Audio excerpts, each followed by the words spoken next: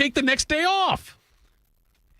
That's a great take. President's Day. Well, I know they moved it around now because they finally listened to me, and they moved it around to where now it'll be President's Day, which will be great when they do that. They're trying to get there. They'll get it done.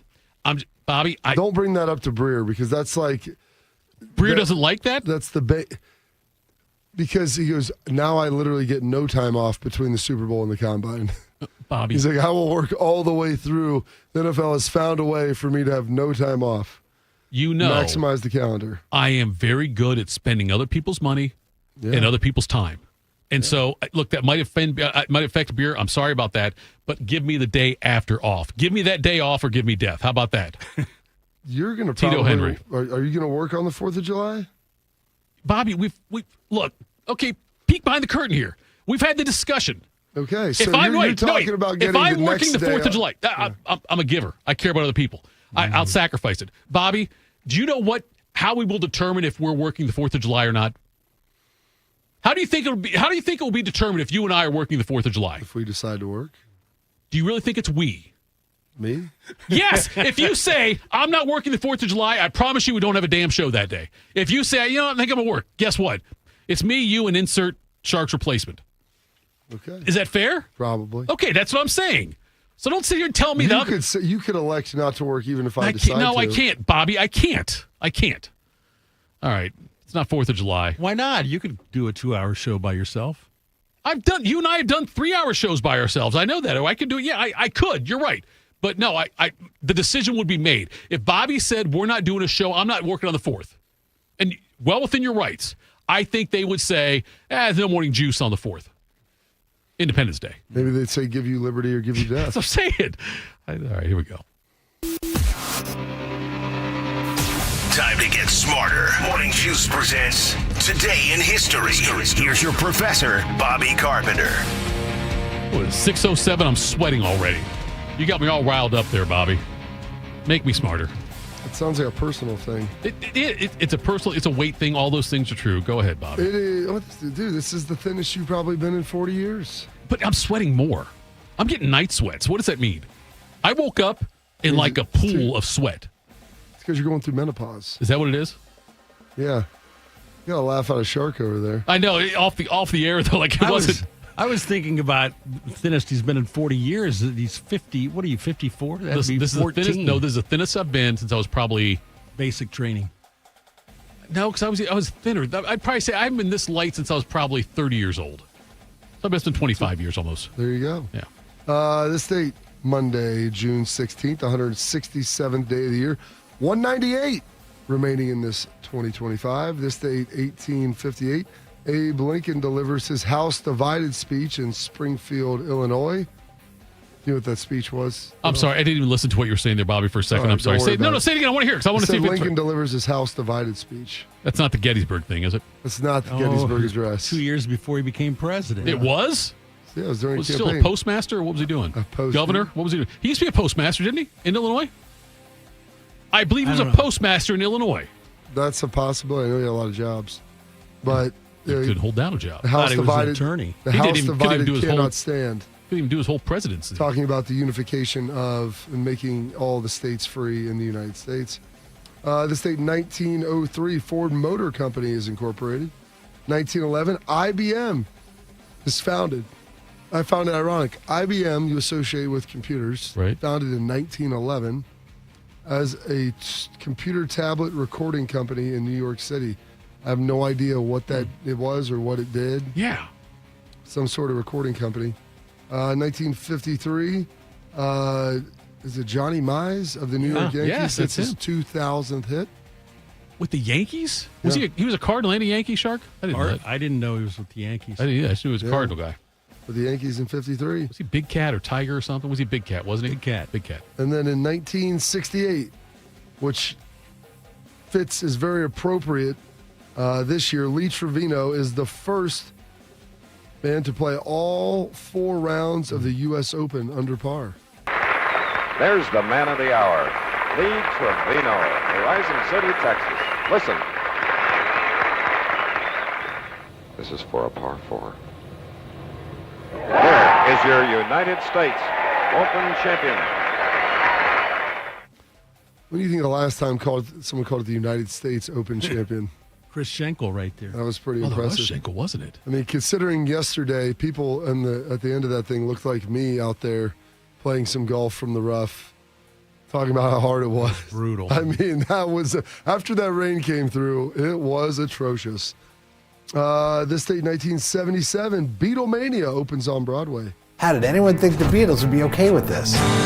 7 years after the Beatles' final studio album, Beatlemania, a musical featuring 4 Beatle lookalikes who performed the band's greatest hits, began its run on Broadway. In 1979, the Beatles record label filed a lawsuit against Beatlemania for misappropriation of right of publicity. It was estimated the show would gross $45 million. A superior court judge ruled that they exploited the Beatles' popularity without their consent and awarded the record label $10 million. Lawrence of Arabia, British Beatlemania. Beatlemania. They started the fire. This date, 1980, The Blues Brothers premieres in Chicago. Matt, me and Elwood putting the band back together. Ma'am, you gotta understand that this is a lot bigger than any domestic problems you might be experiencing. Would it make you feel any better if you knew that what we're asking Matt here to do is a holy thing?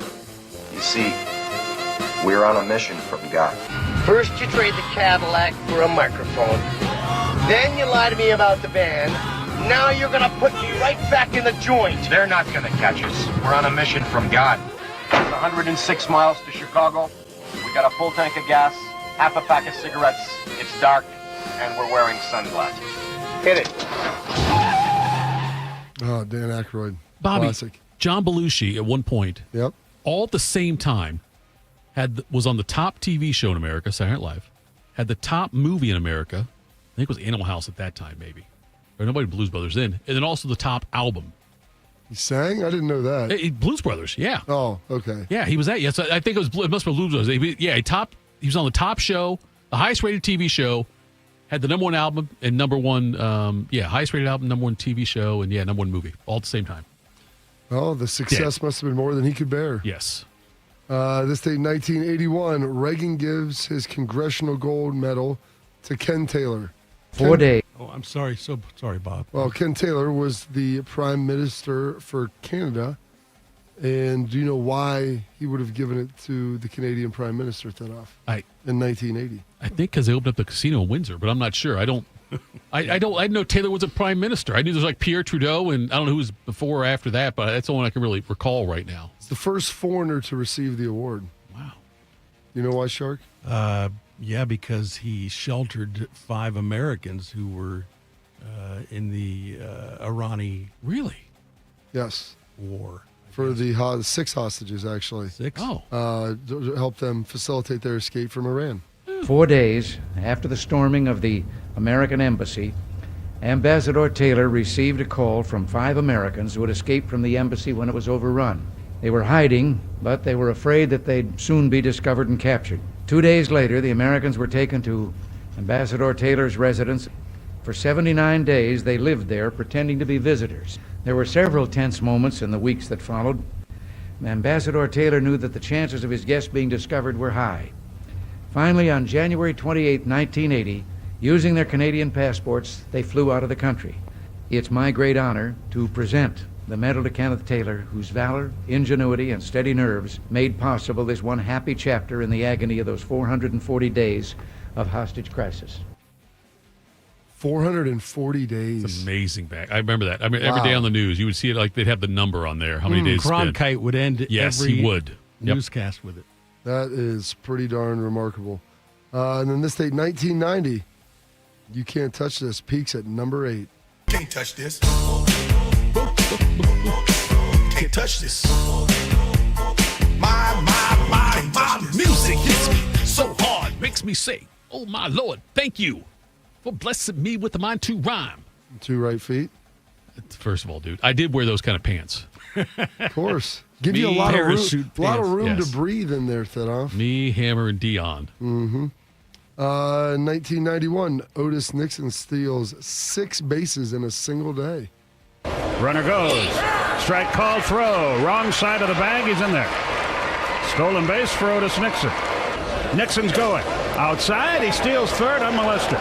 There he goes. Strike called. Good throw, but he's in there. It's his third stolen base of the day. There he goes. High and tight throw to third. He's in there. There's his fourth. There he goes. Strike. Safe.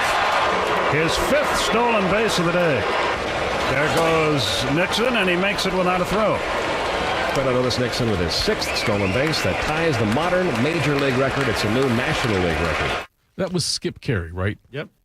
That has to be still the record, I'm imagining. I think correct? 7. I think someone said 7 before. Really? Yeah, before that. But no, he You just said that was ties- the- okay, I think 7 was the record. Okay, maybe I'm wrong. Well, maybe I'm wrong. He He's just said said on it the broke the broadcast National League record and tied the Major I League have a record. bigger question. There was a phrase he used, I think, in that clip that you put out there that we don't hear in sports that often anymore when he said he went in unmolested. Yeah.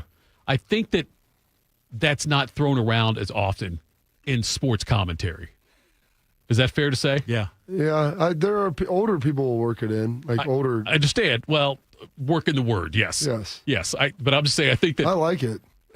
Say he went in unmolested? Untouched. He ran into Untouched the is end different. zone. Wait, untouched is different. No, I know, but Yes. he ran into the end zone unmolested. Yes. Nobody touched him. I'm not saying it was wrong. I'm just saying I don't think it gets used as much as it used to, Bobby. The theater of the mind, Thinoff. That's okay, I don't Remember want that. that. I'm not going to that theater.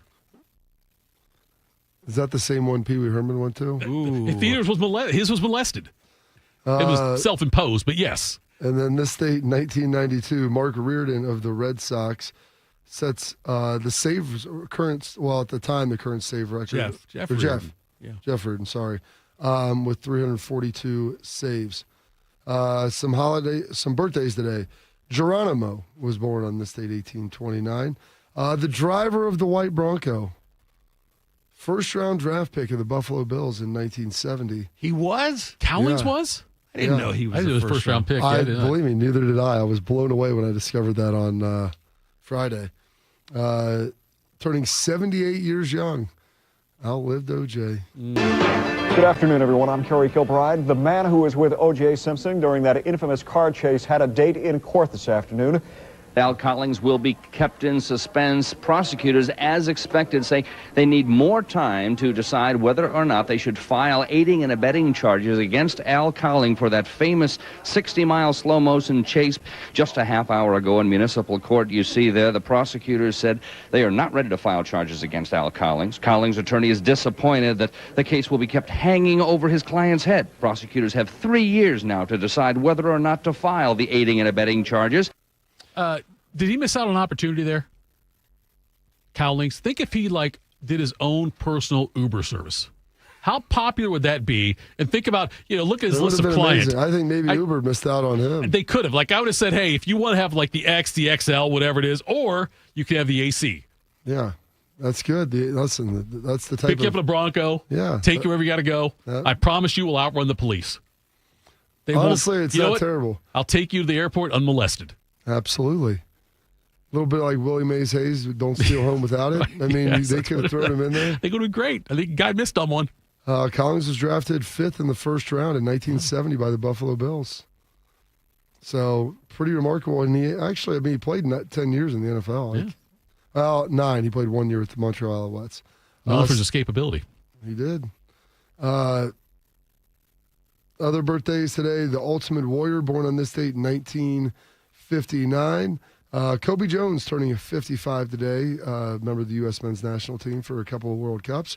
Phil Mickelson also turning 55 today, the winner of 6 majors. I didn't play well. I shot 3 over, but I won the PGA, so. Obviously, I love to play. My parents used to take my clubs away as punishment when I was little for not doing my chores. When I stop hitting bombs, I'll play the Champions Tour, but I'm hitting some crazy bombs right now. I'm clearly the worst selfie taker who takes a selfie and crops himself out. I'm the worst Three Amigos dancer, but Jimmy, I can putt. If he beat me on his own play, well, then there's not much I could do about it, but I certainly wasn't going to just hand it to him, even though it looked like I was. Pretty amazing stuff right there with Phil. Born on this date, 1971, passed away in 1996. Rapper Tupac Shakur. Kerry Wood turning 48 today, the 2-time All-Star and 20 strikeout game thrower. 20-year-old Kerry Wood gets Derek Bell for his 20th strikeout, a National League record. He has his first Major League complete game and shutout, and it's a one-hitter over the Houston Astros. They're mobbing Kerry Wood at the mound. The young Texan has blanked the Astros 2-0. Schlegs would call him Kerry Woods. Absolutely, because he was so good. They needed more of him. Yep.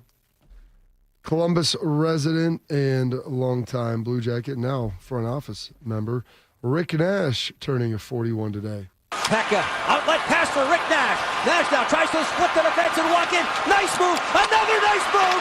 He scores! What a goal! It doesn't get any better than this. Rick Nash, how do you do? Oh, baby! My goodness gracious!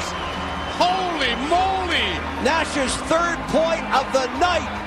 Jeff, that's the best goal I've seen Rick Nash score in his career. Wow! That was sick, but all well done by Rick. Not a big Nash fan. Why not? Because my wife had a selfie with him, and it always was a screensaver, and I didn't really appreciate that. I felt very threatened. That's all.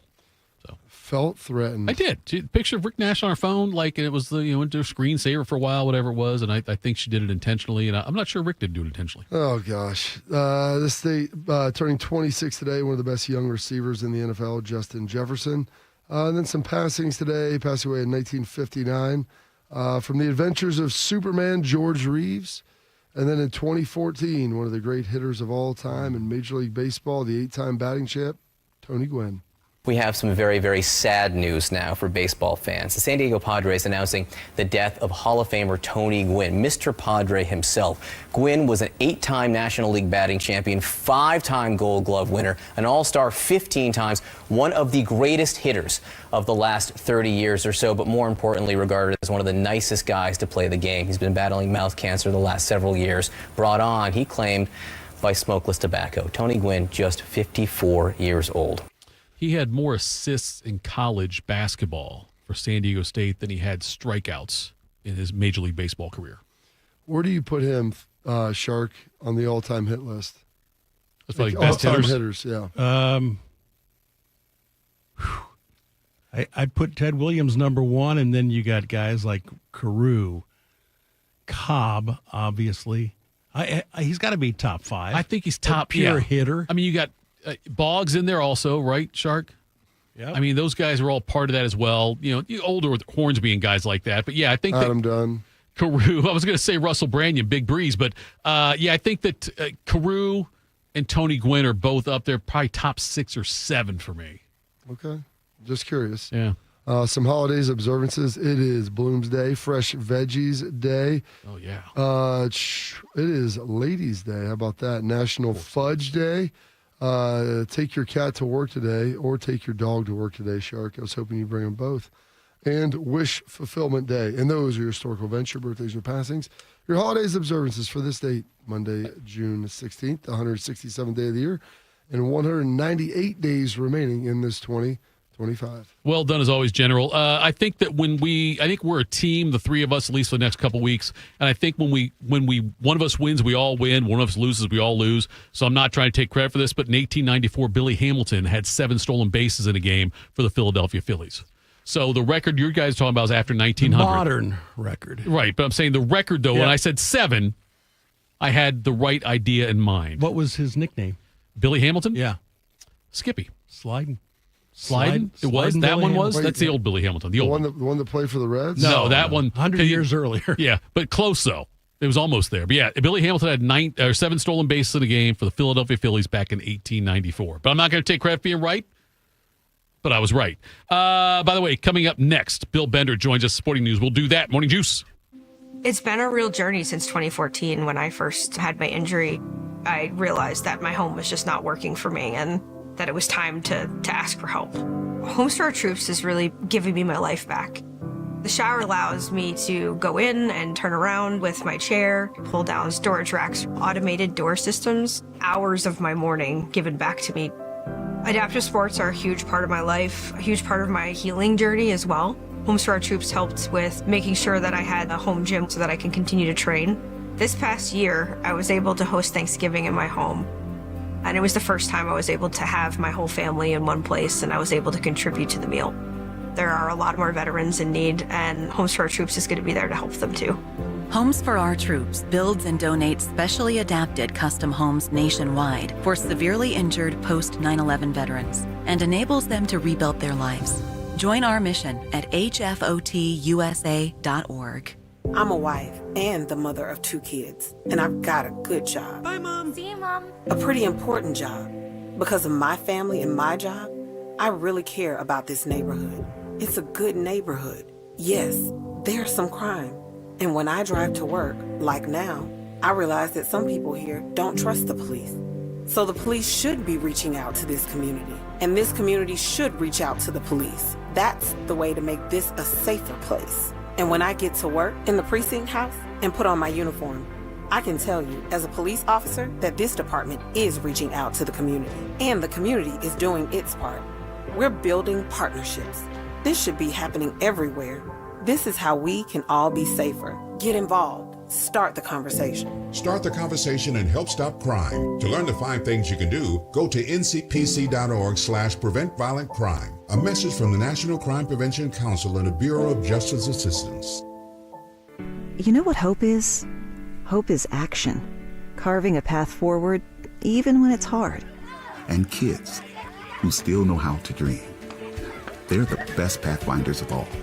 So at Child Fund, hope means helping millions of children living in poverty worldwide to grow up healthy, educated, skilled, and so all those good things can come true for them. Safe.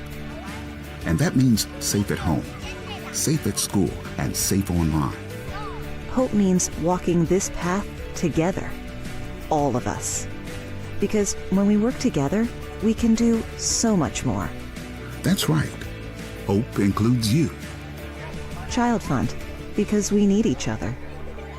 To learn how Child Fund works with children in 23 countries to help them achieve their full potential, visit childfund.org. That's childfund.org. If you're looking for the inside scoop on the Buckeyes, you've come to the right place. This is Morning Juice. It is Morning Juice. Bill Bender joins us now for the sporting news. Bill, good morning. Happy Monday. Happy belated Father's Day.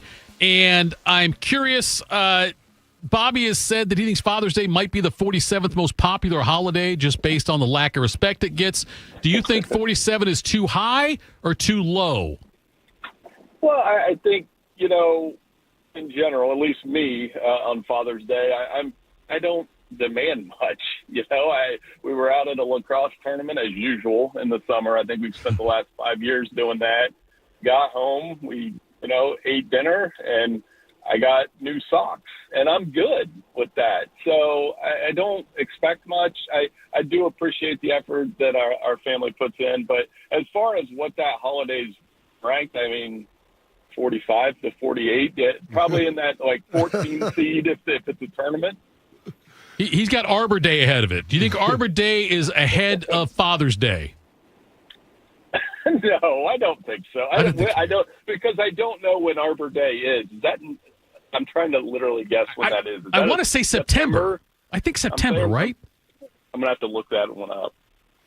That's good, Bill. I'm glad you had a good time out there with lacrosse. The rain staved off as well, so that was always a great thing.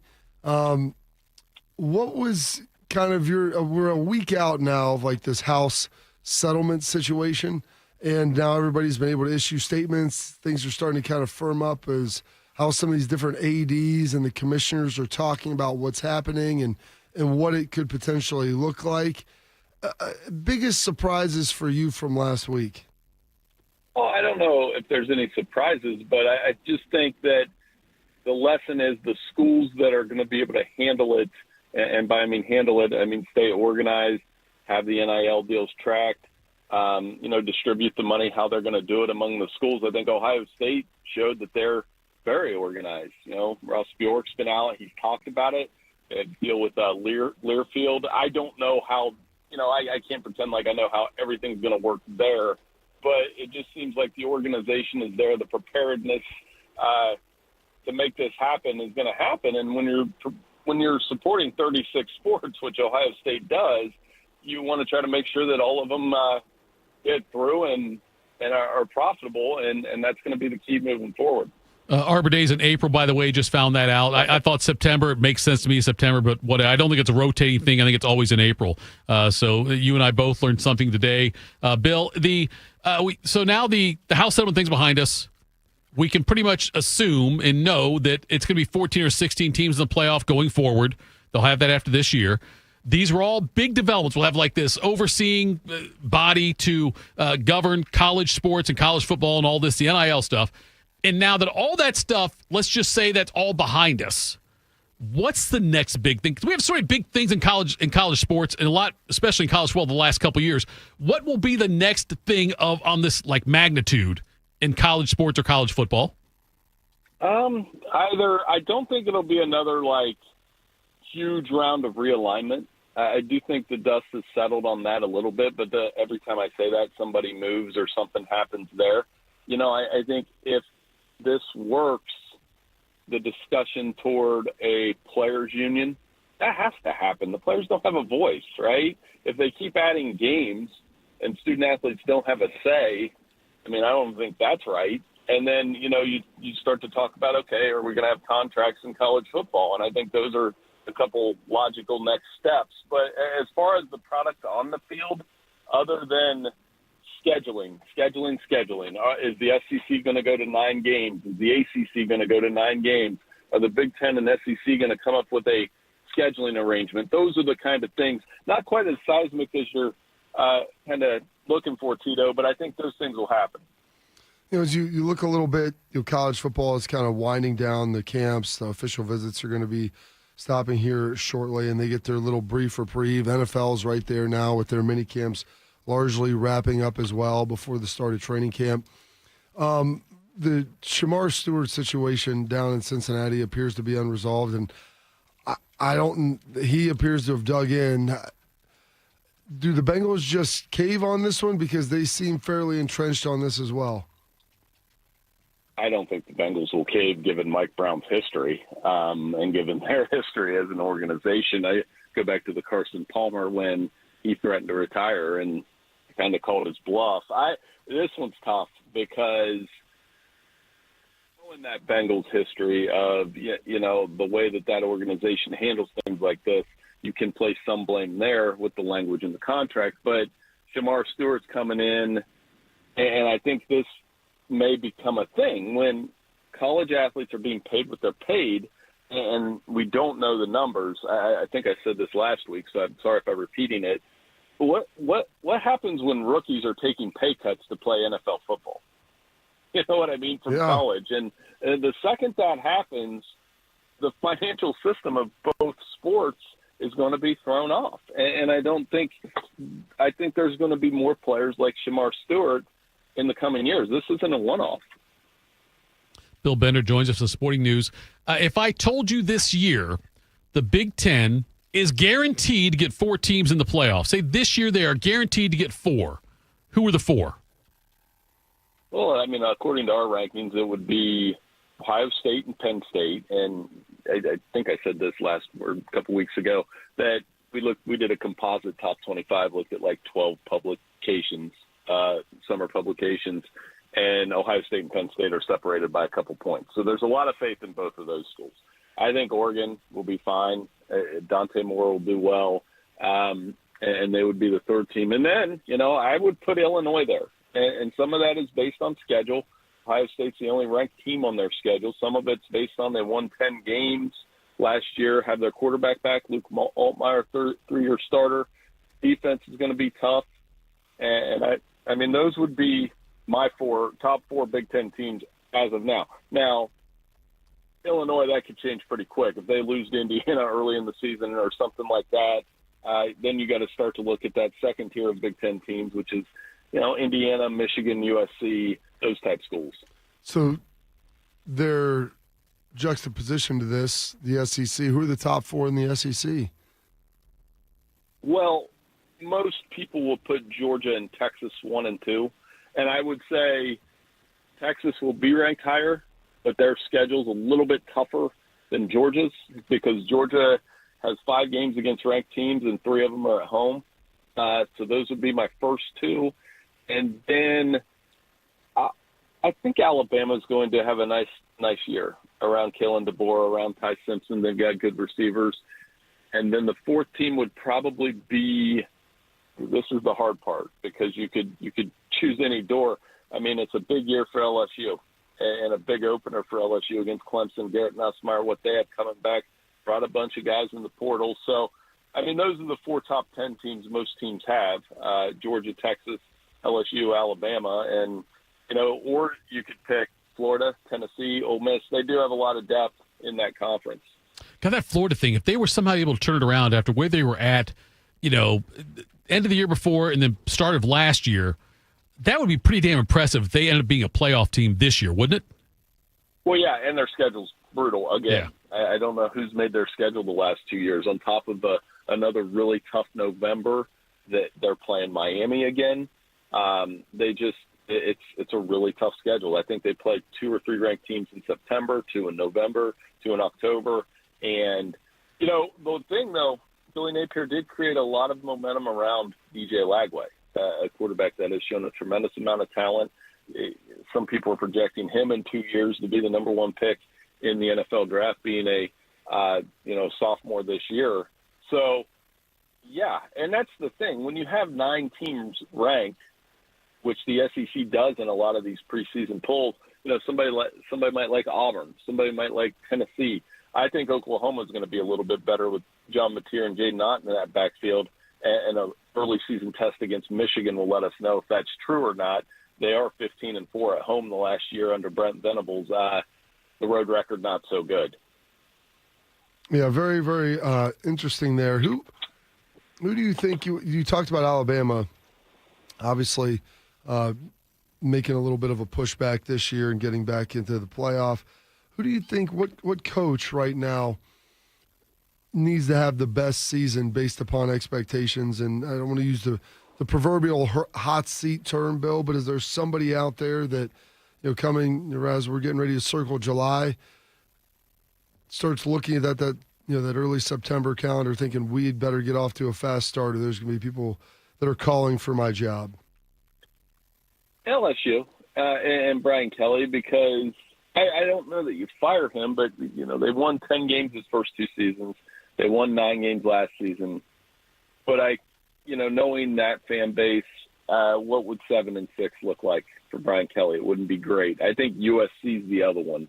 We spend a lot of time criticizing Lincoln Riley, and, I give them a little bit of a benefit of the doubt last year because it was first year in the Big Ten. You're playing different schools. You didn't have Caleb Williams. You're trying to figure things out. If USC goes 7-6 this year and struggles in those cross-country trips, and let's say they lose to Nebraska and they lose to Notre Dame, and, they still have struggles on the run defense, what will the feeling around USC be and Lincoln Riley if it's a third straight year where they kind of fail to live up to expectations? Those are 2 easy ones, though, because I think most people on social media, if I say who are the most criticized college football coaches, those 2 would probably be at the top of the list. Bill, I've got a reminder set in my calendar now. April 24th, 2026 is Arbor Day. I'll make sure I send you a card on that one. Maybe have it for a special appearance as well. Appreciate the time, as always. We'll talk again next week. I'll make sure I know that. Thanks so much, guys. Have a great day and have a great week. Appreciate you. You the man. Thank you. Bill Benner joining us there. Coming up next, quick hitters. This is Morning Juice. Around the world, Children International and friends like you are giving children in poverty a chance to grow and thrive, to be healthy, to succeed in school, and achieve great things. How do we do it? In the best way possible, by helping ensure access to healthcare, nutrition, and educational opportunities. And most importantly, by empowering youths and their families to get out of poverty and into employment through life skills, computer, and job training. The very tools they need to break the cycle of poverty and build futures full of promise. Because every child deserves a chance to realize their full and best potential. Learn more about how Children International is empowering children and families by going to children.org today. That's children.org. Hey guys, 13-year NFL veteran and Super Bowl champion Jason McCourty here, and I'm the Innovation Ambassador at FAIR, Food Allergy and Research Education. I would say the most challenging thing as a parent of a kid who has a food allergy is probably the ignorance that I myself had in the beginning. I didn't know what anaphylactic shock was. I didn't know the dangers, let alone the things that she needed to be able to have a normal life. When you go to drop your kid off, and every single time in the beginning, we'd have to go through everything she was allergic to. Preparation is everything. And me, for playing football for 13 years, it was all throughout the course of the week. It's getting ready for game day. When you're on the field, you're playing for your fans. At home, you're playing for your family. My playbook, read labels, keep it allergy friendly, and have an epinephrine nasal spray as a backup plan. Because when my family's safe from food allergens, that's the real victory. Visit foodallergy.org to learn more. Once there was a man who couldn't stand. A mom who couldn't wait. A scientific community that said it couldn't be done. And then you. And then I. And then we. Brought neuromuscular disease into screaming color with the Muscular Dystrophy Association. For 75 years, our voices have thundered through the halls of Congress. We've willed the impossible into existence. We've pushed the science, raised the funds, shifted the narrative, and transformed the reality of life with neuromuscular diseases. For 75 years, we've built communities together. Established the field of neuromuscular medicine, and made it thrive. Call that a legacy. Call it impact. Call it momentum. Just call it ours. Because it's the generations of community heroes that give MDA the strength we have today. And until neuromuscular disease is a thing of the past, you couldn't stop us if you tried. Join us and celebrate 75 years of breakthroughs at MDA75.org. Bobby's knees hurt from doing battle with some of football's toughest warriors. Tito's knees hurt from begging Bobby to let him host this show. Oh, pick me! Oh, I know, me! This is Morning Juice. All right, it's Morning Juice on a Monday. Thank you to all the juicers for tuning in, being a part of the chat as well. We appreciate that. Thank you to Bill Bender from the Sporting News, spending some time with us as he does every Monday. Let's do some quick hitters. Morning Juice presents Quick Hitters. Sponsored by Dr. Mark Levy. If you're snoring and not sleeping, call Dr. Mark Levy today at 1-800-MORE-SLEEP. Shark, I made a mistake. What? Started the show, I always do how many days until the different things. And then I also talk about the weekend events. And I forgot to mention Reds over the Tigers 8-4. Reds took 2 of 3. They're now 37-35. They host Minnesota Tuesday. Guardians shut out 6-0 in Seattle. Mariners pulled off a sweep in that one, Sharky. Yeah, I know, Tito. They're 3-12 their last 15 games. They're now 35-35 on the season. That's right. They were at one time 8 games over 500. Now they're at 500 for the first time since April 17th. They are, they're bad. They're bad right now. And blew a bottom of the ninth lead on Saturday and then shut out for the 6th time this season yesterday. Pacers at OKC. You're welcome. Tonight at 8:30. Series tied 2-2. Edmonton, Florida. Tuesday at 8 o'clock. Florida leads that series 3-2. Shark, take it away. All right. Shohei's back 21 months after having his UCLA. That's a good one. UCL surgically repaired. Shohei Ohtani will be back on the mound tonight when the Dodgers face the Padres. On Tuesday, Ohtani threw 3 simulated innings and a total of 44 pitches. And the Dodgers believe he is ready to go in a real game. He will be the opener tonight against San Diego. And Tito, he will pitch minimum 1 inning, maximum 2. So he's going to start and pitch. He'll be the opener. The opener, yeah. They'll do that thing with the bullpen day. And I'm not sure how that's going to work because he'll be the starting pitcher and bat as a pitcher. We have the DH now, but then he will have to leave the game unless they do double switches, right? Maybe they'll start him as the DH and then pitch him. I don't know how they're going to do that. I don't know. I don't get. I would be scared about putting him out there as a pitcher. Oh my gosh! No, Bobby. Even though you might say he's The ready, life of fear that you have. They don't need him right now. They don't need him, Bobby. They've got 4 starting pitchers on the injured list. They're in first place right now. Granted, by a game over the Giants, but they're in first place in the NL West Giants right just now. made a big trade. They did. They made a huge trade. You're right, getting Devers from Boston. Look, if you lose Shohei, Bobby, you lose Shohei, your best hitter and one of your best pitchers. If you lose him. If you don't ever pitch him, then you just don't play one of your best pitchers. How about that? I mean, at some point, they got to put him out there, Tito. The guy's making, what is he, $700 million? Why not make him a reliever then? And just instead He's always been a starting pitcher. I know he has been. He's also he's been hurt a lot, too. Has he? Yeah. What? Didn't he? He's been hurt twice now. Is that what it's been? Yeah. 2 major injuries, right? I'm saying, Bobby, I don't know if I would. I understand why you would do it. I get it. I'm just saying, if I'm a Dodgers front office person, it would force me to pause a little bit about whether this is the right time to do it. And yes, it is fear. It totally is fear. When is the right time, Thinoff? I don't know, Bobby, but they don't. I just don't think now is. Oh, why? Because you still got a 1 game. If the season was being lost, then yes, I might. But I'm saying I bring him as a reliever. So is it after they give up their lead, they surrender their lead in the West? I would say, it's time, you know what? Now it's time to go because we don't want to seem we don't want to seem desperate. You know what they probably did? They probably put together a timeline, and they probably had different hurdles and benchmarks. And they said, regardless of how the season is going, we're going to start introducing you into this and start pitching you a little bit more and kind of build up through it, which is the proper thing to do. Not, hey, the season's going down the drain. Save us, Shohei.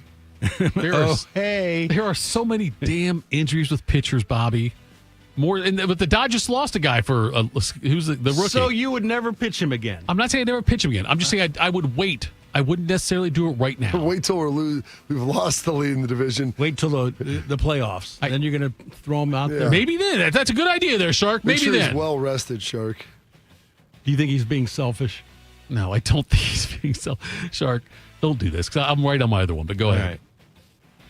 Are we down talking about Shohei? I think so. Okay. But I think we're at an impasse. In the final round. Show bye. In the final round of the U.S. Open at Oakmont, 5 golfers were tied for the lead with an hour to go. Everybody in the field was over par, but JJ Spaun birdied the final 2 holes to finish at 1 under for the tournament, good for a 2-stroke win over Robert McIntyre. Spaun clinched his first victory in a major with a 64-foot birdie putt on the 72nd hole. Bobby, it is the second career victory on the PGA Tour for Spaun, and he collects $4.3 million for his 4 days of work. It was awesome to see that.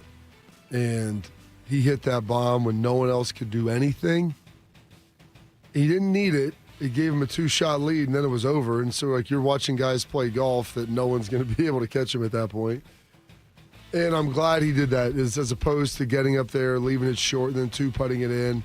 It was awesome to see, and the look on his face, watching him stare at his scorecard as he signed it. And you could visibly see the emotion, how big of a day it was for him. And they're showing his wife and his kids and his family. And happy Father's Day to you, bud. With his little girls there. Oh, it was awesome. After I'm watching these guys literally go from rough to rough with 4-foot chips that don't make it out, and then have to swing again. I'm I know I can't see the ball at all, but I'm man, I want to get out there and play with these guys because I'm pretty sure I can do that. At 3 a.m. on Sunday morning, he was at CVS because his daughter was sick and he was getting something for her stomach bug she had. So he's up at 3 a.m. going to CVS before he plays his final round. Okay, you're talking Sunday morning. Yeah, Saturday night, Sunday morning. Into Sunday morning. Into Sunday morning. He's out there doing that and then comes in and wins it. It was a lot of fun to watch.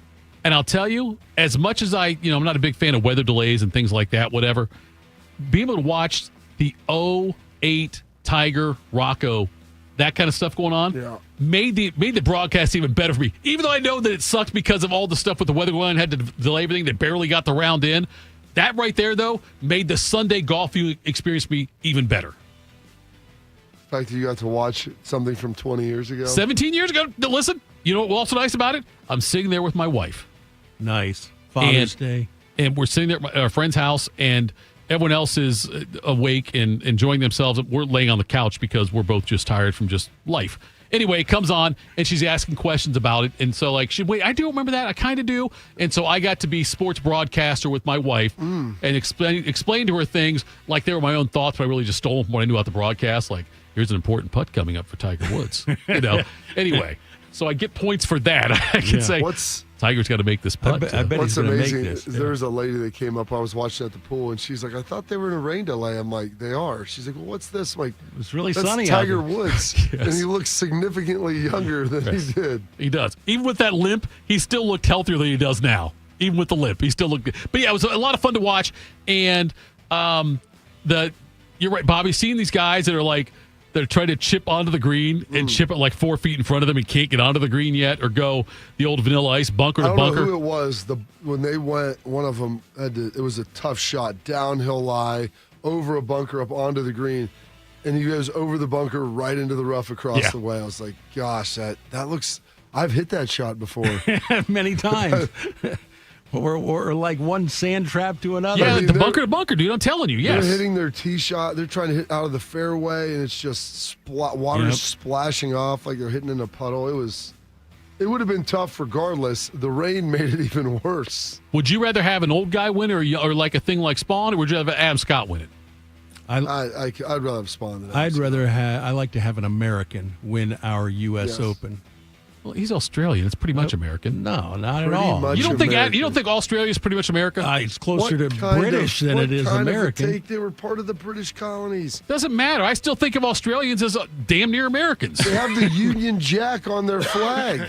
Come on, Tito. I'm just bad take. No, listen, it's not stop, a take. Stop. No, listen, this is not a take. This is just free flowing. We're just having a conversation here. I'm telling you, I think Australia's a lot like America. There are a lot of dumb rules in golf. Yeah. I love golf. I mean, I love golf, but they have a lot of archaic rules. One of them is signing the scorecard. Yeah. Everybody's keeping score. Yeah. There's an official score walking with the groups, inputting every single shot. And obviously on TV, they're keeping track of it. Oh, you got people texting in now, or tweeting in when stuff happens. Bobby was talking about him just staring at his scorecard, and I'm thinking, oh my gosh, is he forgetting a hole, what he scored on some? Right. I didn't know what was going on in his mind, because if you sign a faulty scorecard, you don't win. You're DQ'd. Which is so stupid. Can you imagine that, in football? How did we score that touchdown? Right. 7 yards. It was an 8-yarder. Can't remember. Who was in the lead when they went to the house or tied for the lead? Burns. As Burns was sitting there, I'm like watching these guys melt down. I'm like, dude, I would have started drinking a beer. I'm like, there's nobody that's going to score out there. And I give Spaun a lot of credit, because I thought there was zero chance. If you went in tied for the lead and there were people still on the course, I didn't think there'd be anybody that would get in at or under par from where they were at. No, there's no way. And I thought when McIntyre posted it +1 in the clubhouse, I thought that dude's going to win.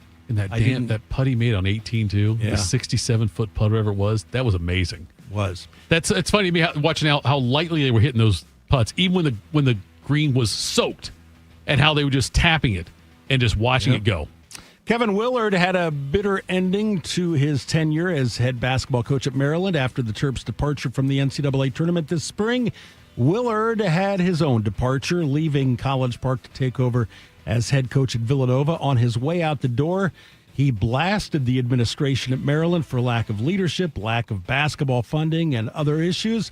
Said Willard last week, I know it turned ugly, but I love the place. I like the fan base. I know they hate me, but I loved everything about it. Tito, Willard likely won't have to worry about facing Terps fans anytime soon. Yeah, I don't see it happening, right? And I know he said, what he said out there, I know they hate me and whatever. I don't even know why you talk about it. Like, you've got the job at Villanova. You went where you wanted to go. You don't even need to address it. Like, they hate you. I think he was asked about it on a podcast. I would have just said, you know what, we're moving on. You don't have to bring it up. Yeah, Maryland fans are going to hate you. Any school, when somebody leaves that way, they're going to hate you. It's like, goes without saying. You don't have to say that right there. But he did bash Maryland quite a bit. And bash him, or is he just being truthful? It could have one and the same.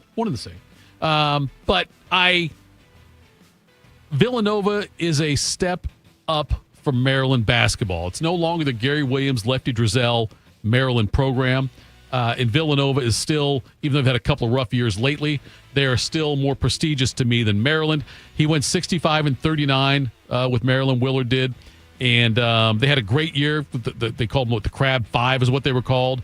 And he had success there.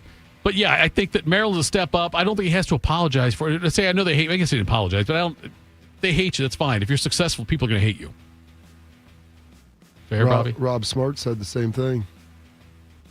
He hate me. He hate me. You're right about that. I was trying to think for a second there. Who's Rob Smart? Bobby, in my mind, I'm thinking, wait, is this somebody from the 70s or somebody who didn't sign a bill? Someone from the 90s or yes, early 2000s. You got me. You're right, Rod Smart. 2000s. He hate me. Brilliant. We would never talk about Rod Smart ever on any show except for that. There you go. I don't even know what were we talking about prior to this? Willard. It doesn't matter. Going from Maryland to Villanova. Yeah. Well, here's the thing. Maryland has been notoriously underfunded. That's why they had to join the Big Ten. It's been a mess over there. And so when he was saying all those things, everything that I had heard about Maryland prior to that aligned with what he was saying. So people in Maryland were upset. I'm like, don't be mad at him. Be mad at your administration. Write some checks. Solve some problems. We should kick them out of the Big Ten, shouldn't we? Shouldn't never had them in. Them, Rutgers should both be kicked out. Who else we kick out, Bobby? Who else? Come on. We can start with those two, and we'll go from there. We'll see. Minnesota, Northwestern. They all have added different, unique things. Northwestern helps our GPA. Do you care? That's the other thing that bothers me. Do you really care about the GPA? I don't know. Do you think any sports fan cares about the GPA? Probably not. In the Ivy League, maybe. I don't know. If you gave me a list of the Big Ten teams right now, I tried to rank them in GPA, there's no way I would get half. Ohio State's number one. That's fine. I would have to assume. Ahead of Northwestern? Yes, I think they're ahead of Northwestern. Yes, I do. But I'm saying, I couldn't tell you the best and worst are. And what's the other accreditation you have to get, in AA? AAU. AAU? AA is a different accreditation. But AAU, yes. I don't know where I don't even know who's the AAU schools are. All right, it's quick hitters. Coming up next. Is it possible the Bengals had one of the biggest blunders? We'll do that next. Morning Juice. While serving in Vietnam, a grenade took my ability to see. Today, I'm a sculptor. Now, my fingers are my eyes.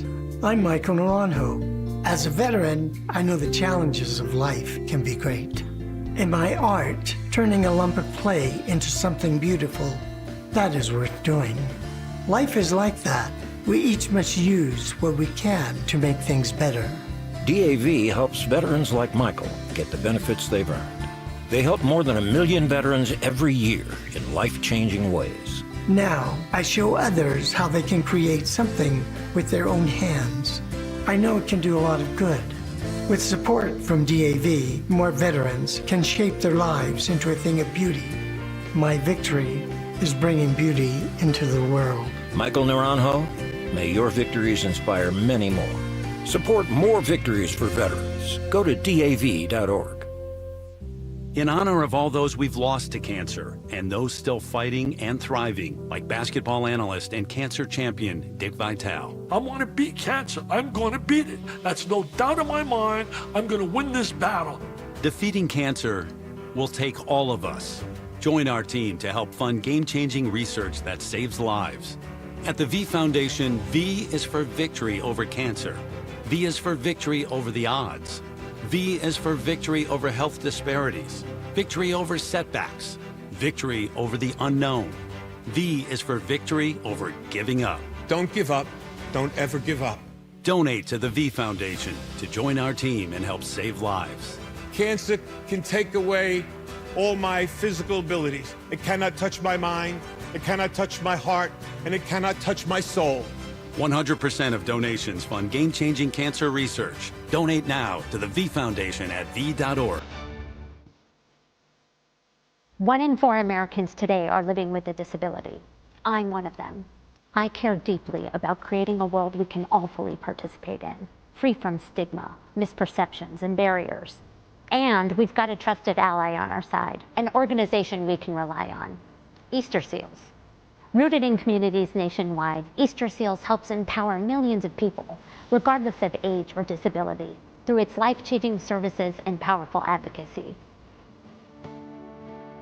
Today and every day, Easter Seals is leading the way to full equity, inclusion, and access to healthcare, employment, and education for people with disabilities, families, and communities. That's my Easter Seals. Make it yours. Learn more and get involved at easterseals.com.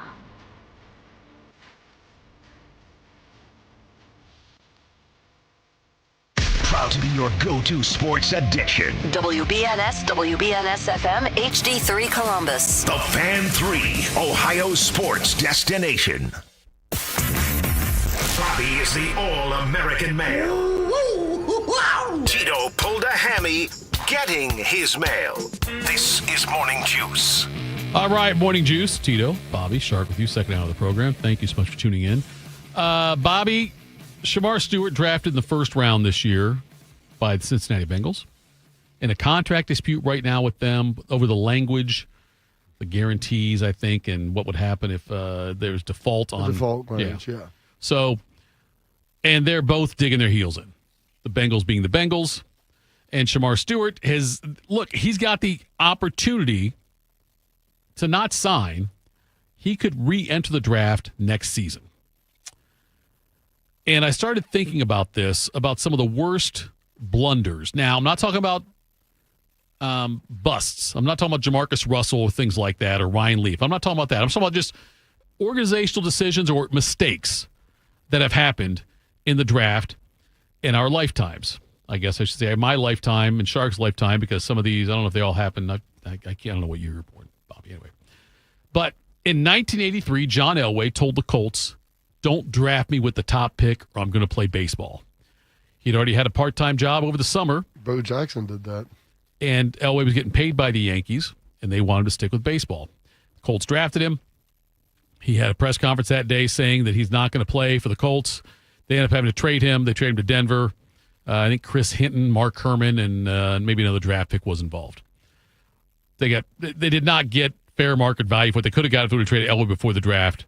Anyway, yeah, you're right. Bo Jackson, back in 86, said he would play baseball if the Buccaneers drafted him. And the Buccaneers, sure enough, drafted him. Jackson ends up going to play baseball the following year because Jackson never signed. The following year, the Raiders took him in like the 6th round, and everyone was like, oh, wow. And they kept his rights. That's how Bo Jackson got into the NFL with the Raiders then. In 2002, Bobby, I don't know, you're probably familiar with this, but when they have the... Eli Manning? No, when they have the Eli Manning thing, I wouldn't say it was I think it worked out okay. I think that, but he's still it's not that he didn't. I think the John Elway thing worked out okay. No, but I mean, I'm saying, saying it worked out okay implies that the other ones didn't. The Colts ended up not getting fair market value for what John Elway would have been worth trading beforehand. Okay. And Bo Jackson never played it down for Tampa Bay with the number 1 pick. Manning and the Giants ended up parlaying that into Phillip Rivers, and it worked out okay. It only worked out because Phillip Rivers ended up being a Hall of Fame quarterback. Right. But I'm saying the other ones, though, the Bo Jackson thing, Tampa Bay got nothing for him, and the Colts got much less than that for Elway. But I was going to go to the draft. When the time runs out on your pick, you don't forfeit the pick. Other team can go. Another team can run up there in front of you and make a pick. With Minnesota a couple years ago. Okay, so in 2002, Dallas's clock ran out in the first round with the 6th pick. Minnesota was next. The Cowboys were working on a trade with the Chiefs at the time. Kansas City and Minnesota both wanted North Carolina defensive lineman Kenneth Sims. Yes. And so the clock runs out. The Vikings want to sneak up there and grab him. Dallas works out the trade with the Chiefs, and a Chiefs representative beats the Minnesota rep to the podium to get him. Good to have a fast guy. Good to have a fast guy. So that happens in 2002, Bobby. So now you would think in your mind, Minnesota is very well versed on this rule. They should know. They should be prepared for anything. 2003, the next year, Minnesota had the 7th pick in the draft, and they were trying to make a trade. They're trying to trade down when the clock expires. The Jaguars had the 8th pick. They ran to the podium and took Byron Leftwich. Mm-hmm. Not only that, Carolina then ran to the podium, and they ended up taking Jordan Gross, who was an offensive tackle from Utah. And then finally the Vikings got their pick in. They took Oklahoma State's defensive tackle, Kevin Williams. But the Vikings, next year, though, 2 people jumped them in the draft because they were not ready to make the pick. The best thing is it wasn't even one team; it was two. It was two that did it, right? That's what I'm saying. So, the 0-2 thing, people a lot of times would say that they thought Minnesota may have been late on that one too. I remember even the ESPN coverage; they also said back-to-back years, Minnesota, but they didn't. 0-2 wasn't Minnesota's fault, other than the fact they probably had a slow representative running it in there. But where, I'm trying to figure out where Shemar Stewart. If Shemar Stewart were to go back in the draft next year and the Bengals get nothing for him, where does that rank on these compared to these other ones we just talked about? The Elway thing, the Bo Jackson. I'm not trying to say Shemar Stewart could be Elway or Bo Jackson or the Vikings botching the timing thing on that. Because if the Bengals used the Bengals team that is so desperate for defensive help, and they make this pick, and if you make this pick and let something like offset language or like you said, the default thing, the things like that, if they let that stand in the way of a first-round pick, that is going to be an awful look for this organization. Here's the irony of it. I mean, if this was over something like a precedent that had been set, I get it. But this is not something that they typically do. They've never asked for this before and never tried to push it in. And so now they're trying to leverage him, and I get why Shemar Stewart is leveraging up and saying, this isn't something that everybody else asked for. It's not something that you've historically asked for. Right. Now you're asking me for it. I think part of it depends, as you evaluate the pick, of how good Shemar Stewart turns out to be. Sure. Yeah, I guess guess if he ends up being a great player, then it looks terrible. If he ends up not playing well, then the Bengals will be like, see, we were justified in our decision. They should have picked his ass then. Well, I get that, and that's what he's saying.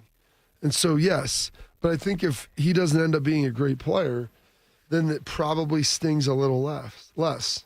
Yeah, it might, though. But it's that's why I look at it. The Bengals are, if this goes the way it goes, it's a no-win situation for them. It's either they wasted a pick or they were fools for letting this be the reason they didn't keep him. You know what I mean? I could see one way or the other, it's going to look bad. Either way, it's going to look bad for the Bengals, unless they sign him and he's great. If they sign him, there's three things that can happen. That's what I'm saying. Yeah, he goes somewhere else. Well, there's four. They sign him, he's great. They sign him, he's bad. He goes somewhere else and is great. He goes somewhere else and is bad. And one of those works out really well for the Bengals. Him going somewhere else and being bad kind of justifies it. But if he's bad for you or great for someone else, it's not going to be good either way. Is this development in this potential situation playing out the way it does, is that beneficial to Trey Hendrickson's stance with the Bengals? Because they're back negotiating again. I don't know that it hurts him. Right. Because they need pass rushers and they want to have a good team. And you just signed all these guys and you don't want to start missing your window. You don't want to give up a year. I hope Trey Hendrickson holds out. I hope that he doesn't play at all if this is what they're going to do, because they're being ridiculous with him. So I don't think you want to miss a year where you have Burrow, Higgins, and Chase all together. That's the part, Bobby, and things like that, when you talk about, because of the very... You probably have 4 good years with those guys. Do you really want to sacrifice one season? Right. With the way that you've got shortened NFL careers and also the way the cap works, it could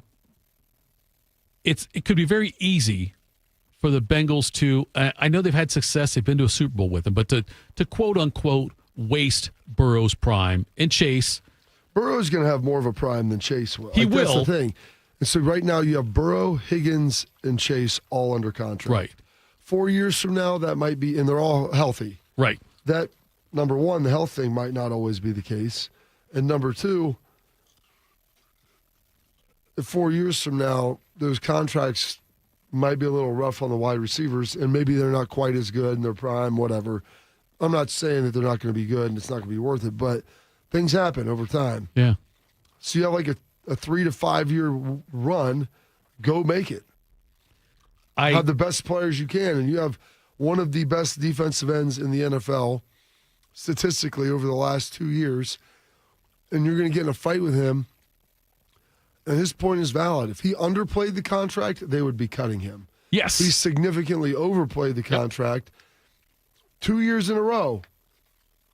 And I don't think he's trying to get the top money for a defensive player.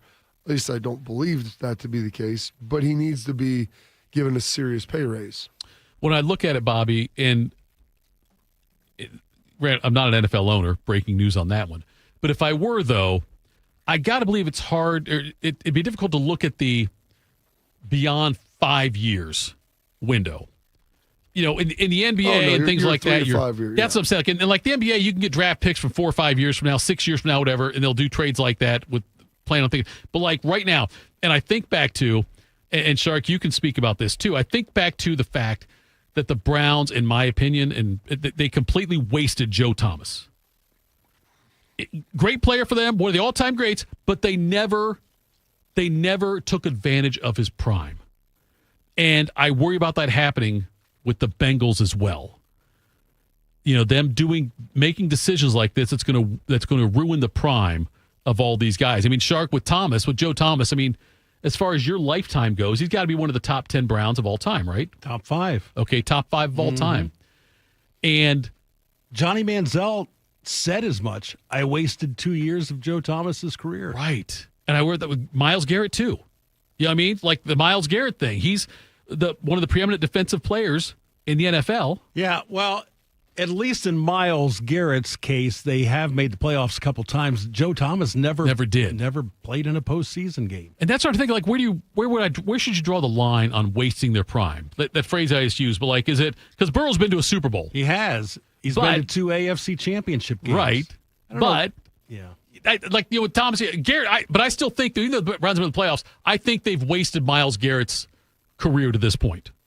Well, yeah, because it's just looked like there's been some ineptitude with the handling of the quarterback position. That's the waste of it. Right. Is that they've never been as competitive or as good as they should have been with the roster that they had comprised, because they traded away a guy or let a guy walk who was pretty good in search for someone who they thought was going to be a perceived slam dunk better, and he was actually significantly worse and often injured.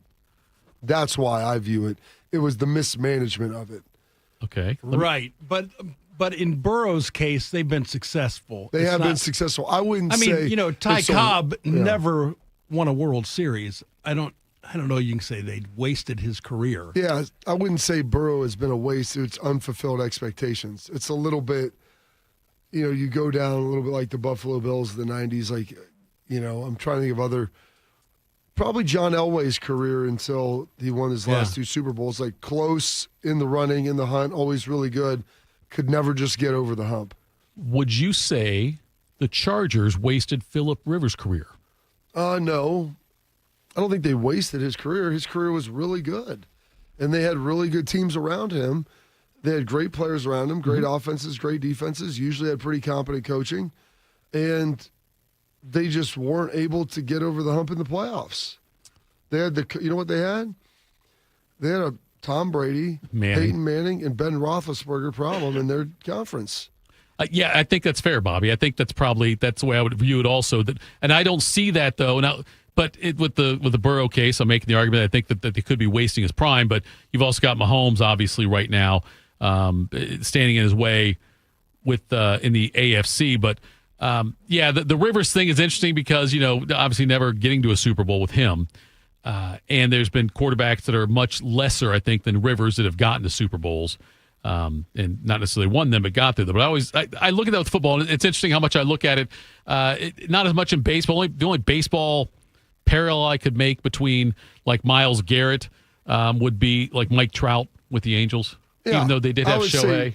I would say Mike Trout's more along those lines. I mean, he just labored in obscurity in L.A., and they did spend money, but they weren't able to put good teams around him. I guess they spent a lot of money on him and then on Shohei, but that was kind of it. And Anthony Rendon, they did try to sign some guys. They were poor signings that didn't work out. But like Rendon, I saw this thing where like in like the first 5 years of Rendon's contract, he played fewer games than this 5-year stretch in Ted Williams' career when he was in 2 wars and left for a while. Like even then, like Williams still played more games or whatever, Korea and World War II, whatever it was. I can't remember the years were. Anyway, but somehow though, yeah. Well, only one team can win the Super Bowl. Right. So you have better odds that you're not going to win a Super Bowl during your career, even if it's a Hall of Fame career, than if you do. So I don't know if you're going to the playoffs perennially, if you could say, well, they wasted his career. In Joe Thomas's case, where he never even sniffed the playoffs. Sure. Dick Butkus also never played in a playoff game. Also, some of those years, they were like always loading up for the future. Seemed like it. Yeah, like they were never actively like, oh, it's always next year, we're trading picks, we're moving back. And then they end up spending all those picks and wasting them on. And now we're going to draft Brandon Whedon. And now we're going to draft Johnny Manziel. And now we're going to draft Brady Quinn. You know, it was just, it was a plan that failed year after year after year. Okay, let's get into that now. The fact they drafted those guys. They draft Whedon. They draft Quinn. The Manziel thing, I don't think you can defend that at all. And, you know, Whedon was, 47 years old. But they traded up, right? I think they traded up for Manziel because they thought Jerry was going to take him. But didn't they also trade for Brady Quinn? Yes. Okay, they traded for Brady Quinn. We can all agree, Brady Quinn was a damn good college quarterback. Why didn't it work out for him in the NFL? Was it organization or was it him?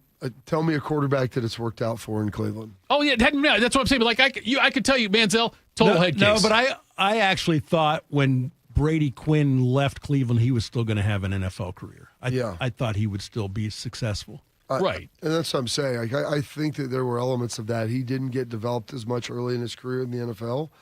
I think due largely to the ineptitude and some of the coaching decisions they had there, which led to his struggles there, but probably didn't allow him to become as good a young player as he could have been when he went somewhere else. I can't even remember who his coach was. Was it Pettin? Was it Mangini? Maybe all of them. It could have been several guys. But Bobby, I'm with you. I think if Quinn goes somewhere else, his career has a much different look. Yeah. If he goes to a different organization where, not that you can go back, but give him to like an Andy Reid type. Yeah. And I'm not saying Mahomes wouldn't be successful in Cleveland, but I'm saying if you gave Brady Quinn a better situation, because he was everything I think you needed in an NFL quarterback. I thought he checked every box. I think that he had a lot of those boxes checked. Yeah. And so I wondered about, that somebody like that you're right, it's so interesting. David Carr is probably one of the best quarterbacks, most talented quarterbacks to play in the NFL that never was successful. And it's because he was in an expansion team, no offensive line, poorly run. And because of that, it ruined him as a player. Right. And that happens to guys, and it stinks. And I'd say it's unfair. It's part of life, but it's real.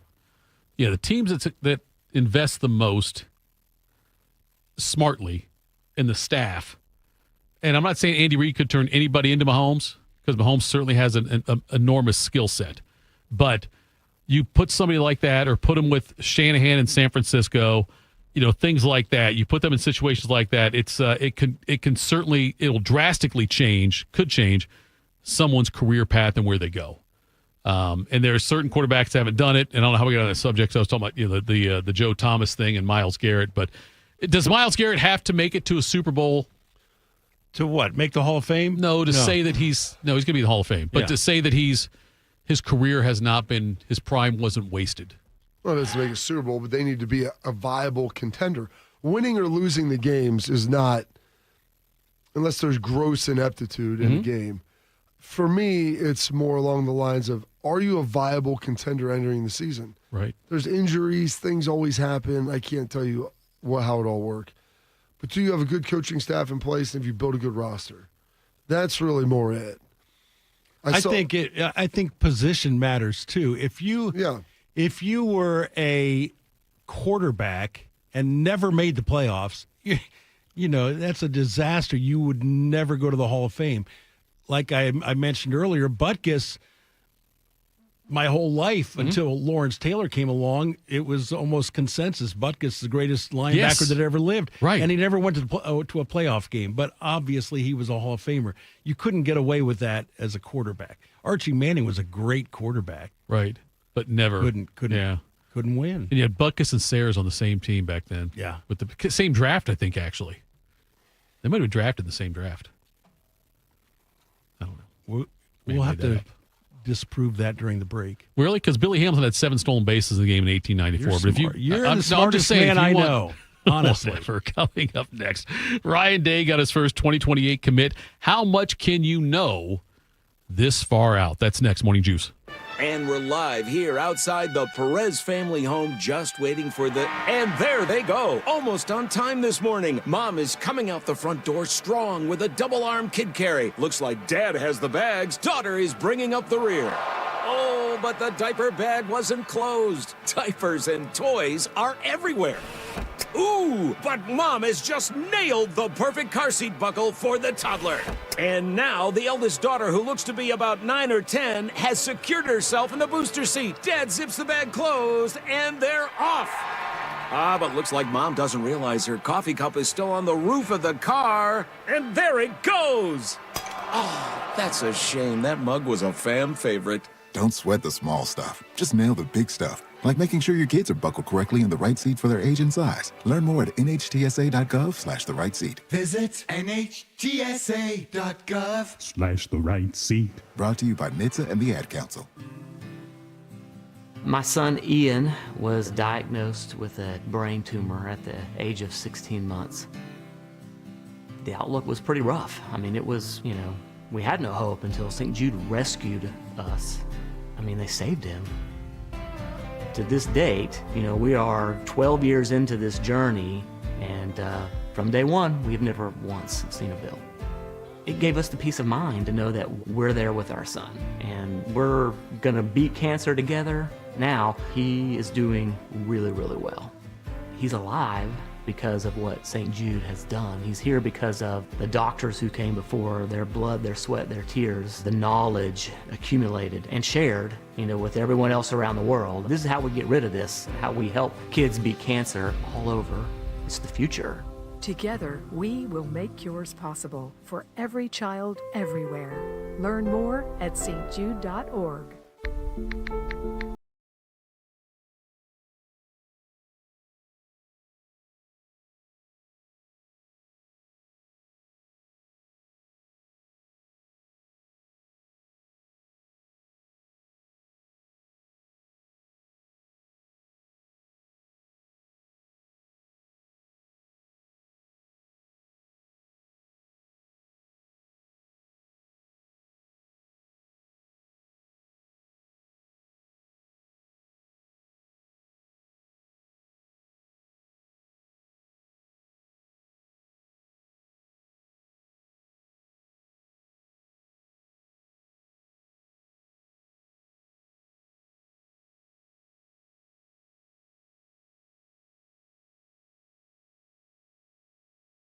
For her, for your daughter.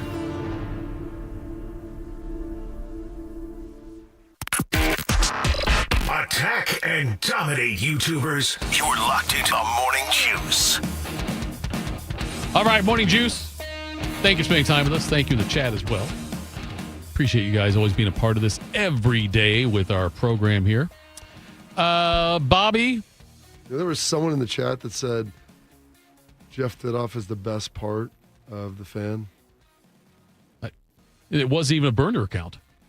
Well, I fully believe that. How do you know that it wasn't a burner account? I'm telling you, it was not my burner account. Okay, so that's how you know.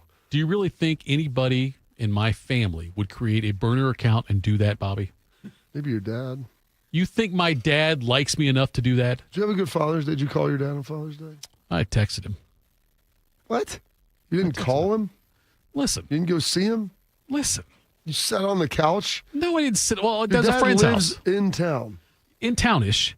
But, what do you mean in town-ish? I mean, it's not right around the corner, Bobby. It's he lives northeast side of Columbus. He is domiciled in central Ohio. I've had this discussion. If I say something on the air, is that as important as significant as a phone call? If I wish my father a happy Father's Day when I speak to the tens of people listening to me on a Sunday. How many? Okay, so you had to work. What time were you done working? I got done working at 11:35. Oh, okay, so I would define that as most of the day remaining. I had to go let the dogs out. Okay. Who let the dogs out? Woo. We had a friend's house. We were out in Canal Winchester that they were waiting for me to come back. We were having a big Father's Day thing with several families. Okay. My kids were out there. And so that was next on my agenda. Couldn't stop by on the way home? I couldn't because I was there until about 6:30. Okay. Had to come home and let dogs out again and get ready for the show today. I was in bed by 8:30 last night. My dad texted me. Wait, okay, let's do this. My dad texted me in the morning and said, Happy Father's Day, Jeff. Okay? He texted me. I replied to that text, Happy Father's Day, Dad. I love you. He's your dad. I understand, but if you wish somebody Happy Father's Day, regardless of your dad or not, if somebody wishes you a Happy Father's Day. How many Father's Days do you think you'll get with your dad? I've had quite a few. I've had 54 so far. I get that. How many more do you think you have? I don't know. I'm just trying to put some things in perspective in life. Okay. Who's going to go first, Tito or his dad? That might be the question. How many is he going to have left with you? That's a fair question, Bobby. So, okay. Did anybody... I drove down to see my dad on Father's Day. You had a helicopter take you. I didn't have a helicopter take me. Okay. I drove down there, and I had got to see him for about an hour. They were going to bring my boys up, and things happened with their games where the timing allowed for me to get down there. I was like, my mom's like, we'll bring him up. I go, no, I'll drive down there and go see you and Dad. It's Father's Day. So that's what we did. Okay, can't we do this, though, Bobby? You just named it like top 47 holiday. For the public. For the me, public, I that's think fine. It's fairly important. Okay, fairly important. But this goes back to, for me, if you have to make, not saying you have to, I'm saying just in general, if you feel the need to make a huge deal out of Father's Day, that means you haven't celebrated your father enough the other 364. I don't think that's accurate. I didn't say make a big deal about it. I said I drove down there and saw him for an hour. If you hear the Lancasters, make a big deal. I didn't have a parade for him, for heaven's sake. I didn't say there. But I'm just saying about like and I feel the same way about anniversaries. I feel the same way about birthdays. Okay. Like if you're a kid, I get it. Like, happy birthday, you're 7. I got it. But I don't think you need to make a big deal of these other Hallmark holidays. I didn't get him anything. I just wanted to see him and tell him thank you and happy Father's Day. And it was interesting because when we talked about the memories and the things you brought up, I brought up a lot of things that most people would probably deem as more negative. Sure. And I was like thinking about that on the way. I was like, there's a lot of great things that my dad's done for me in my life, and I appreciate a lot of the stuff that he's done and the investment that he's made into me. And so I wanted to go back and see him on Father's Day and, let my boys see him and enjoy the day a little bit. We were there for a couple hours, and that was it. There wasn't a big deal that was made. There wasn't some grandiose gesture. It was simply the present of my presence. I know, I got you. I'm with you on that, Bobby. I'm just saying, like, my dad knows. I'm not saying your dad doesn't, but I know my dad knows how much I love him and appreciate him. And every day's Father's Day. That's good. I don't see him every day, nonetheless. So I was just asking. Yeah. I mean, he lives locally here. And Localish. I mean, it's not UA to Lancaster Drive, but it's UA to Brookhaven Drive. Yeah, exactly. It's about a third of the drive that I made. Yeah, but there's traffic sometimes, and not on lights. Sunday afternoon. How people going to see their dads on Father's Day? No, he knows. He knows. I love him. Now I'm defensive. I'm just saying. Time is a perishable commodity. It is. You're most right. Valuable. So I start looking at this and thinking, you know what? My dad is 70 years old. If I have 15 Father's Days with him left, I want to make sure I enjoy them all with him. I'm going to get back there and go say hello, talk to him a little bit, and have him tell me some stories. We watched, I've got to watch the Tony Romo Football Life. I haven't seen it yet. Someone texted me, and they're like, oh, you're in it. I was like, all right, well, my parents are recording it, and I'm going to watch it. I got to pull it up on. Oh, you're in that? Yeah, but then when I went to go see it, I stumbled on the John Randall Football Life. Okay. Which I don't know if you've seen. Have either of you seen that? I haven't seen it. It's one of the more powerful things I probably ever watched. And I told my dad, we pulled it up there on my YouTube TV at their house. I was like, all right. And we went and watched like the first 45, 50 minutes of it. It's an hour long, so basically almost all of it. But him growing up in East Texas, like growing up in a 20 by 20 shack without running water on the inside. Really? And this is a guy who, John Randall, I'm guessing is probably about your age, off, maybe a year or two older. I mean, he played in the 90s. Like, he was after my dad and before me. But I played with guys that played against him. and talked about how good he was. Marco Rivera was a guard with me in Dallas who played against him. And he played with Green Bay for a long time and just said he had nightmares about John Randall. But he grew up in a 20 by 20 foot shack. Wow. His mom made $23 a week, and they did not have running water in their house. It had one room. They recreated it, and that was the set where they did it. It looked like Jenny's house in Forrest Gump. Oh. And it was him and his 3 brothers that all lived in there. And it's an unbelievable story. And I was just watching that with my dad and my boys to have them have some appreciation and understanding for what they have in this world and maybe some of the other things that people don't, and their ability to go out and achieve outside of that. And so it was good. And I was talking with Schlegs about this where, someone goes, what are your stories with your dad outside of football? And I was like, there's some, like, of us talking and doing work outside and different things, but so much of our life has been woven together by football, the fabric of our relationship. And someone was like, well, that's kind of disappointing. I'm like, not really, because we get to share a commonality and a bond and a love for something that has been incredibly fruitful and prosperous for both of us. And so our ability to share it, I go back to the Jerry Jones scene in Landman where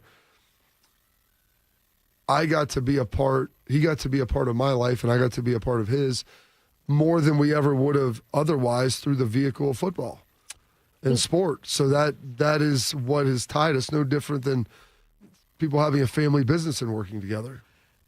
Yeah, Bobby, it's, I don't know, like you and your dad might be closer because of football.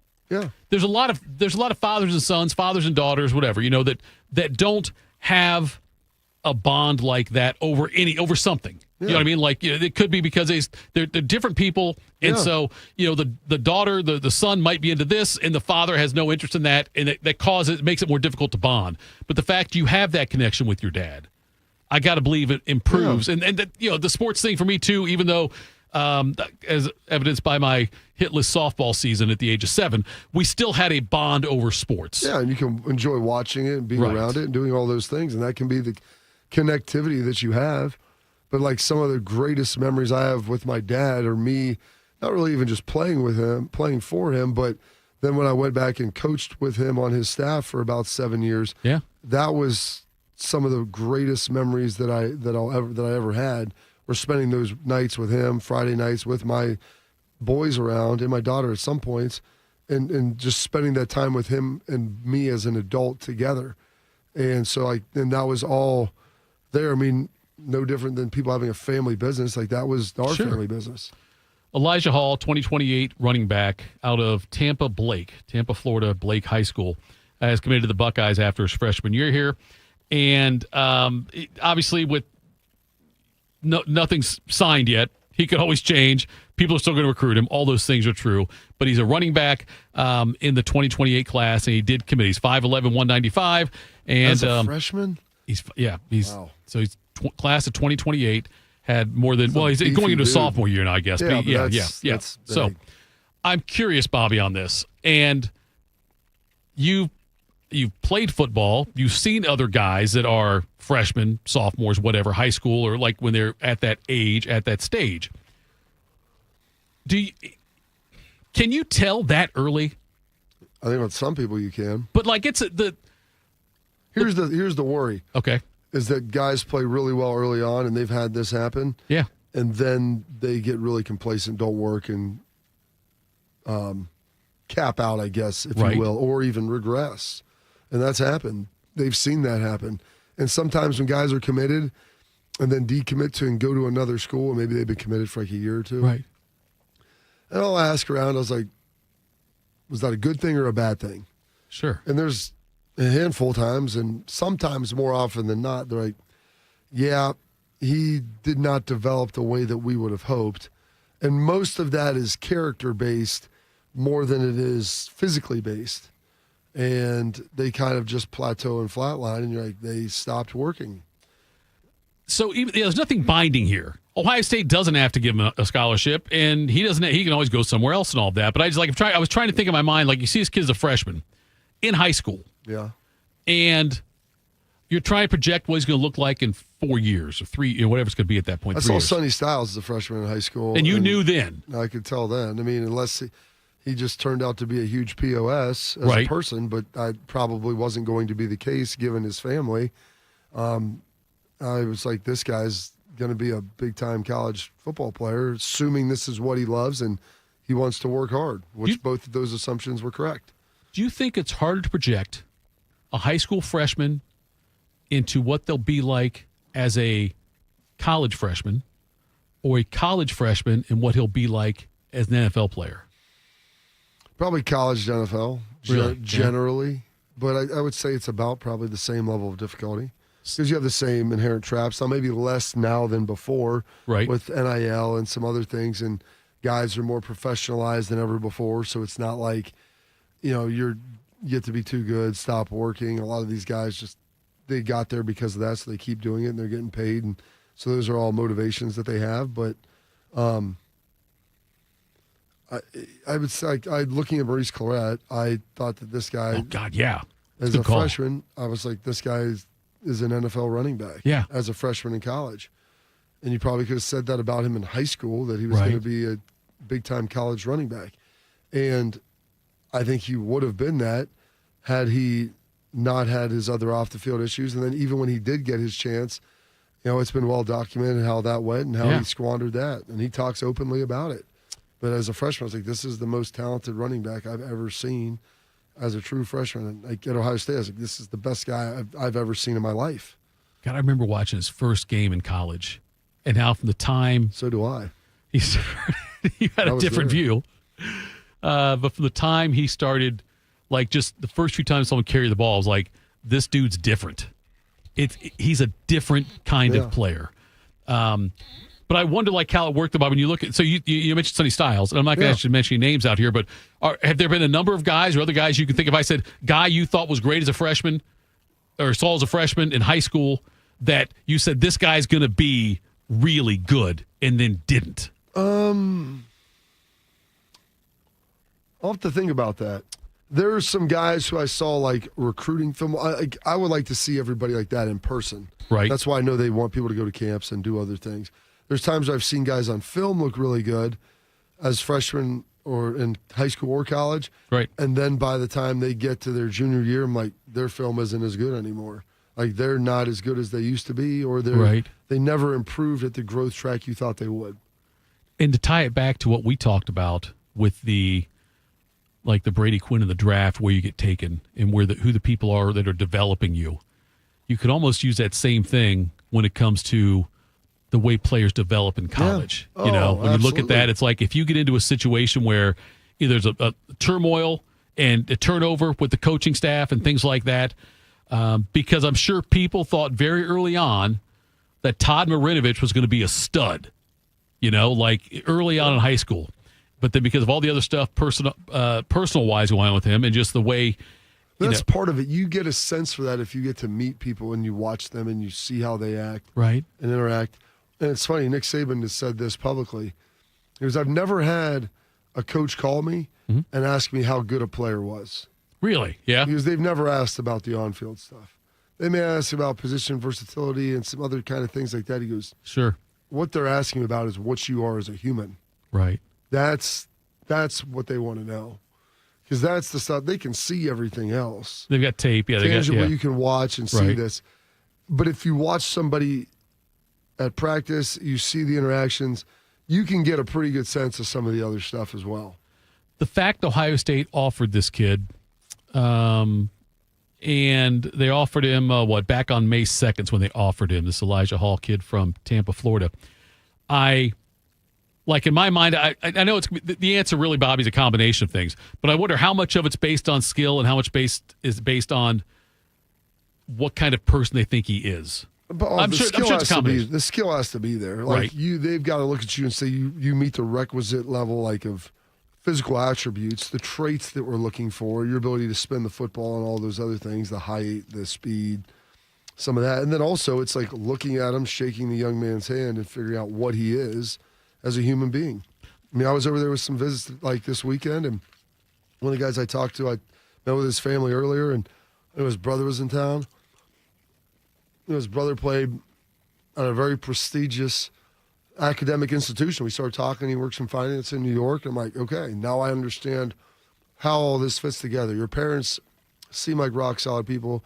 Your brother wasn't talking much. A lot of the guys, they're younger. They don't say a whole lot. Right. I get it. They're young. I don't probably remember. I probably didn't ask a lot of questions or say a lot in my recruiting visits. But you see the family and you understand how it works.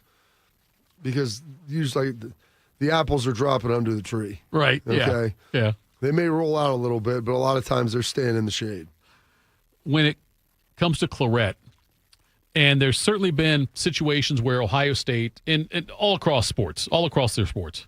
I mean, we've talked about this on the show before famously about those Ohio State basketball teams under Ayers and some of the questionable characters that they brought in that ended up getting kicked out or suspended or, whatever, transferred on their own, all these different things, flunked out, whatever. And we've seen it sometimes with the football program, but not – I was trying to think about this, Bobby. I can't think of many situations in the last 10 years where I feel like Ohio State really whiffed on a guy in football because he had questionable character. Like I can't think of – not many come to mind. There's been some guys that have come through that have had – some minor character issues, but at Ohio State it was never a big deal because there's only a handful of them, and as long as you have a strong enough culture and leadership, those guys are all going to fall into line. It's when they leave, then you have an issue of when they're left to their own devices and they're in a less structured environment, how successful are they going to be then? That's the problem on the other side that you have to worry about. But that's one of the things, like with Ryan Day and with what he's built here. And I'm not saying it's all him because, Urban's here before that, Tressel. Like, I'm not saying it's just Ryan Day. But that is why I don't know if you can put a price tag on how invaluable Ryan Day and this culture he's created is to this program. Yeah. Because I don't, culture solves a lot of problems. I look at a school like, with Lane Kiffin and Ole Miss and things like that, and I'd worry about that, something like that happening. And I don't have that fear at all with it. I think Ryan Day's done a fantastic job there. All right. I'm glad you're not scared that off. No, but I still wouldn't pitch Shohei. If Ryan Day said we're going to pitch Shohei, I would say no. Let's not put him on both sides of the ball like Travis Hunter. Maybe I should ask him that, and then that'll impact your opinion as him as a coach. If he would play him or not? Yeah. If he says yes. Why would I be afraid to play one of my best players? Well, in college, I wouldn't worry about it because, it's just they're there for a couple years. There. How about that? People tell me I'm wrong on the chat. That's okay. Coming up next, we'll wrap things up. We will tell you what's got us juiced. Morning Juice. I'm Shanola Hampton. Every day, millions of people face hunger. Today, I will share with you some of their experiences. I'm stuck between paying for medications or paying for food. John from Maine. After paying my bills, I can buy groceries. It's sad to say, food comes last. Alice from Oregon. I thought pantries were for less fortunate people, but anybody could be less fortunate in a day or even a second. Claire from Virginia. The Feeding America network of food banks helps provide over 6 billion meals to people in need each year. No one should have to worry where their next meal will come from. Together, we can end hunger. Learn more at feedingamerica.org. Hey guys, 13-year NFL veteran and Super Bowl champion Jason McCourty here, and I'm an innovation ambassador at FAIR, Food Allergy and Research Education. I would say the most challenging thing as a parent of a kid who has a food allergy is probably the ignorance that I myself had in the beginning. I didn't know what anaphylactic shock was. I didn't know the dangers, let alone the things that she needed to be able to have a normal life. When you go to drop your kid off, and every single time in the beginning, we'd have to go through everything she was allergic to. Preparation is everything. And me, for playing football for 13 years, it was all throughout the course of the week. It's getting ready for game day. When you're on the field, you're playing for your fans. At home, you're playing for your family. My playbook, read labels, keep it allergy friendly, and have an epinephrine nasal spray as a backup plan. Because when my family's safe from food allergens, that's the real victory.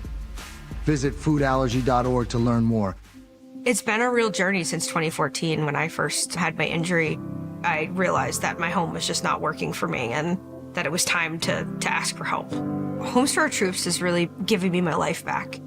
The shower allows me to go in and turn around with my chair, pull down storage racks, automated door systems, hours of my morning given back to me. Adaptive sports are a huge part of my life, a huge part of my healing journey as well. Homes for Our Troops helped with making sure that I had a home gym so that I can continue to train. This past year, I was able to host Thanksgiving in my home. And it was the first time I was able to have my whole family in one place and I was able to contribute to the meal. There are a lot more veterans in need, and Homes for Our Troops is going to be there to help them too. Homes for Our Troops builds and donates specially adapted custom homes nationwide for severely injured post 9/11 veterans and enables them to rebuild their lives. Join our mission at hfotusa.org. Bobby played for the Dallas Cowboys. Tito wears assless chaps. I'm dead sexy. You're locked into Morning Juice. You are locked into Morning Juice. Final segment of the program. But hey, go back and watch us if you want to on 10 TV Plus. Right, Bobby? Yeah, let's do it. Right. I want to tell you first what's going to. Well, I'll play it, then I was going to do the read, Shark. You want to play the sound first, do the read? Play the intro? I don't care what you do. It's your show. No, it's your show, Shark. It's your Let's be show. honest. I'm just renting space. What's got you juiced? Sponsored by Billiards Plus. Find your next grill and everything you need for the master griller. Billiards Plus on Dublin Center Drive in Dublin. You can join us inaugural 97.1 The Fan, the race presented by the Ohio State Wexner Medical Center. It's a 5K run and 1 mile walk happening June 21st at Otterbein University in Westerville.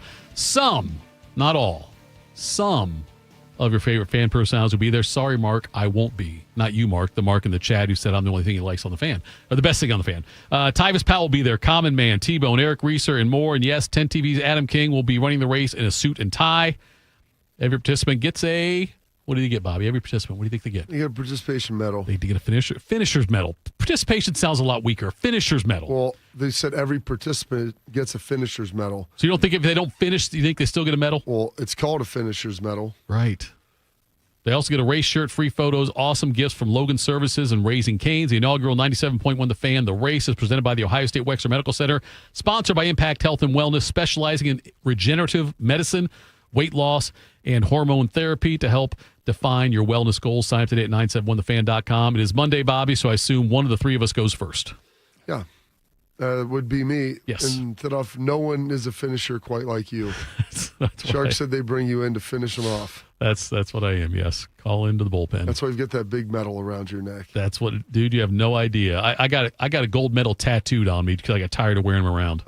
Here, that's amazing. In the chat, this has me juiced because I'm not sure if this was serious. I would have to think, Shark, because this is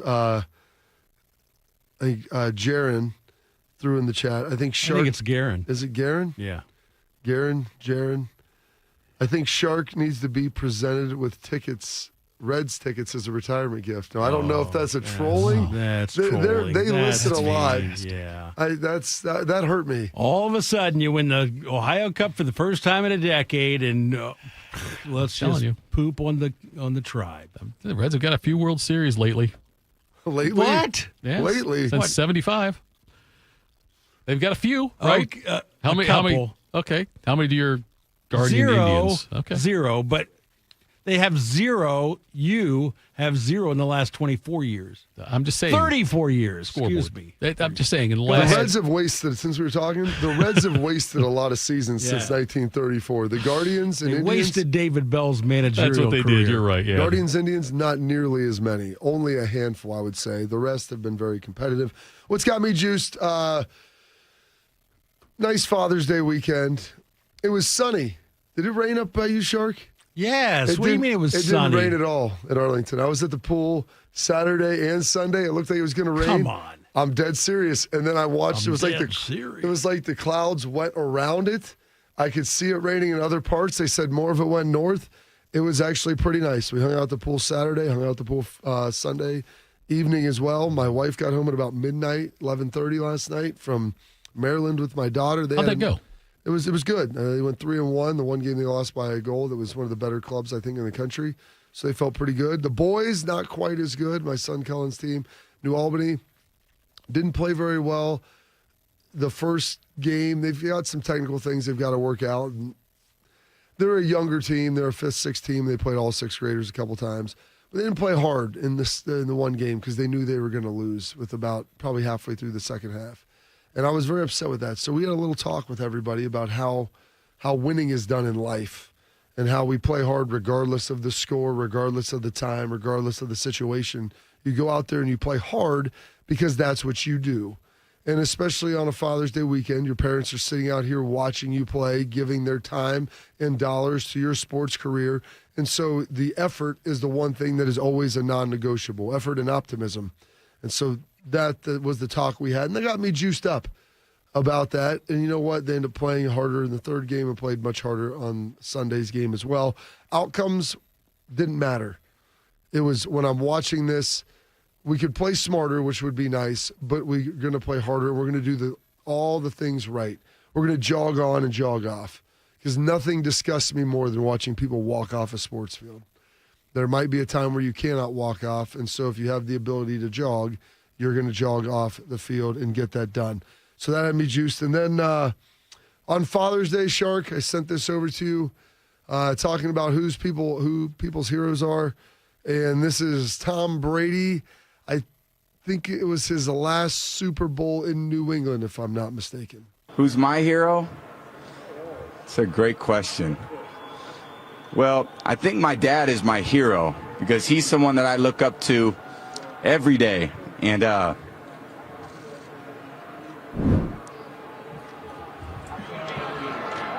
dad. You could see him getting emotional there, and I felt that was appropriate to throw out here on a Father's Day Monday. Shark, what Schlei's got to say? I think that when you're in those moments, you just got to embrace America. You know what I mean? You got to just embrace the musk of what that smells like. Going to a place like that just makes you want to go back. Once you've embraced that musk and just really allowed it to seep into your pores, that's probably not the right time to go have a neat bourbon. That, to me, right there, would be a bourbon on the rocks. The musk, oh my the gosh. musk of America. You just got to smell that musk. Of America.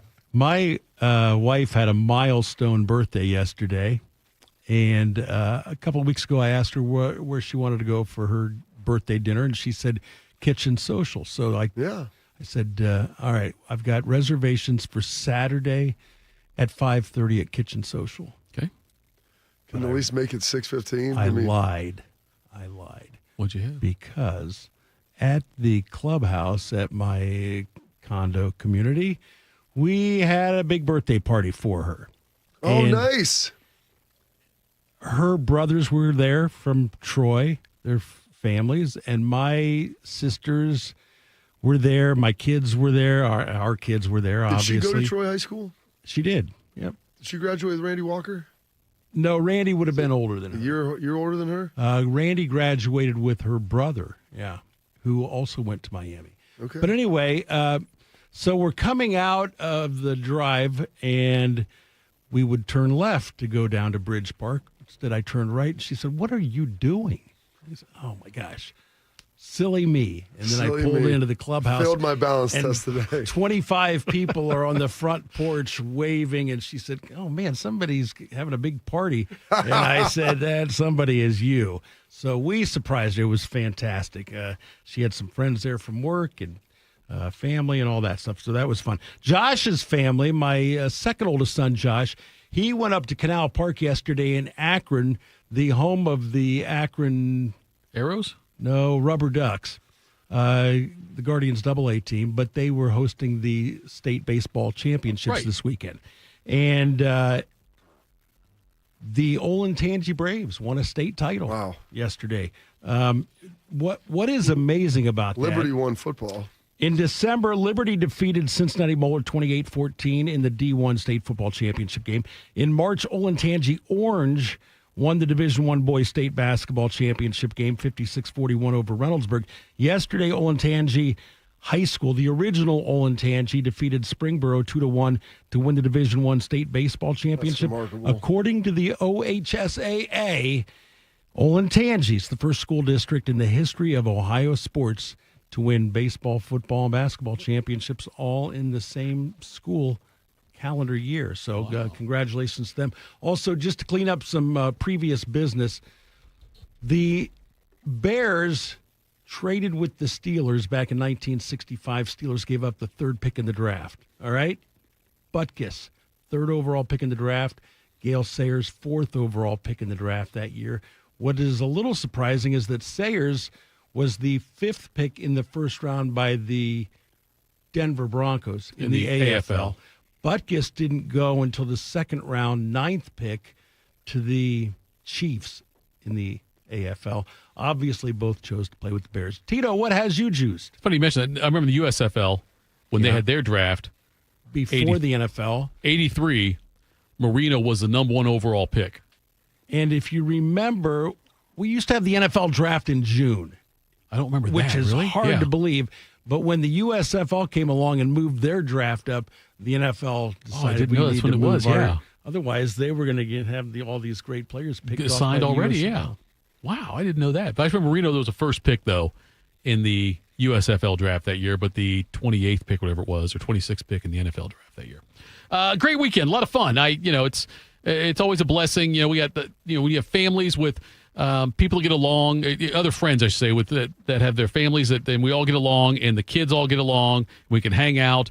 It's there was a group of us, 5, 10, 15 of us probably, all hang out at a friend's house for most of the weekend.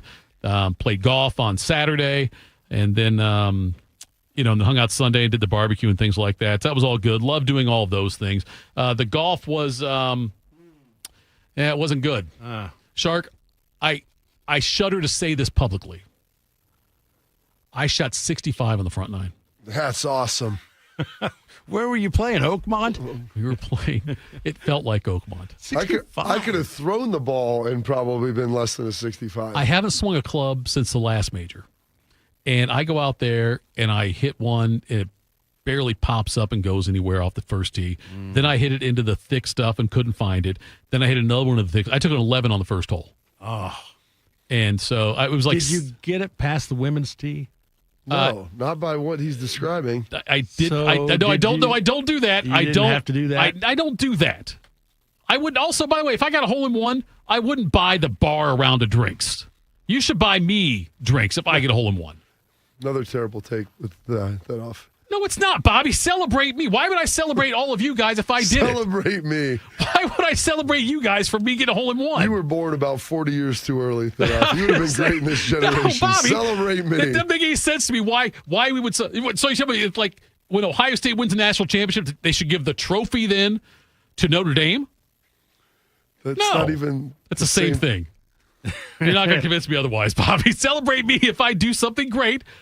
I'll celebrate you if you do something great. All right. Thank you, all the chatters. We love it. Someone says terrible take machine. I'm not sure he's talking to me or you, Bobby. We'll join you tomorrow. Morning Juice. We are the keepers of the wild, America's original and most invested conservationists.